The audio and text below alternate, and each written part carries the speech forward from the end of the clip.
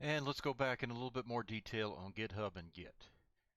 Now, you might have felt like this little subtitle here that it looks like it's got a nice workflow and all that, but if you don't know where it's flowing, how can you go with the flow? Well, we'll hope to answer that here. Okay, the outline is we'll talk about how to get things from GitHub to your workstation, talk about what you do on your workstation, and we'll talk about getting back to GitHub. Okay, from GitHub to your workstation. Well, here's your workstation down here. Here's my GitHub repository here. The first thing you did was you did a fork to create your own repository. Now you notice that this is a cloud because this is up in the cloud. This is on the internet.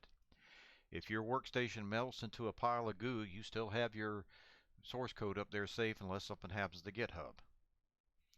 Okay, the next thing you did was you did a clone command and you copied it down to your workstation in this directory or this folder. Then you turned around and you set an upstream. You set your upstream back to your GitHub repository. That means there is a link between these now, that every time you do something with this, you say push it upstream, it knows to push it up here. And that's what you were doing. So that's how you got your files down to your workstation. Now, to get your files from your workstation back to GitHub, you're sitting there, you're working. Notice you're working in lab 01. First thing you issue that git add dot. Now, dot is short for the present command, and I'm assuming that you're in lab 01. It says to add the lab 101 folder to your Git repository. It should already be there, but it doesn't hurt to be sure. This adds files to your, you can say dot for a directory if you want specific files, if you want to exclude specific files, which that happens. In fact, if you do web development, try to exclude your web.config. That needs to be controlled by your friendly neighborhood IIS administrator or web server administrator. Okay.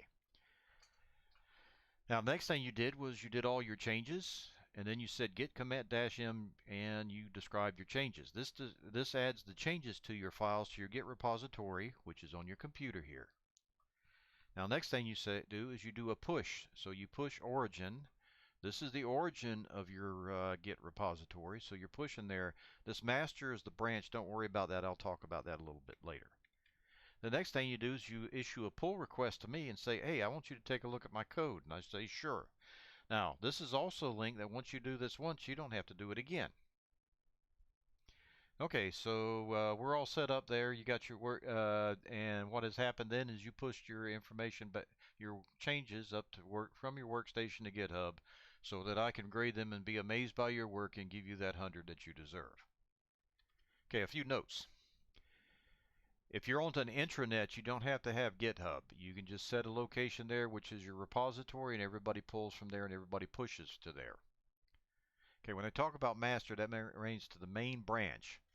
Now, branches are something you can do in Git that allows parallel processing. For example, you got your company internal web application that keeps track of your employees, keeps track of your customers, your inventory, and you decided long ago for some reason you wanted to go with a locally developed application even though there's 10,000 applications that do this for you.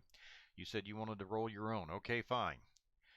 Well, when you do that, you can actually have three different developers work on it if you split it into employee tracking, customer tracking, and inventory, because the code for each of these should not have much interaction with each other. So you can actually have three different branches. You say, okay, well, how do I deconflict those?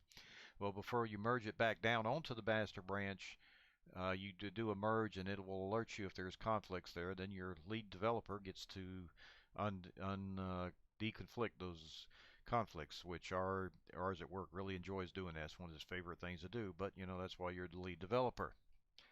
Okay, master is normally supposed to be the current production version. Is supposed to be the version of the code that you see in production. I say normally because you can do anything you want to with Git once you understand how it works.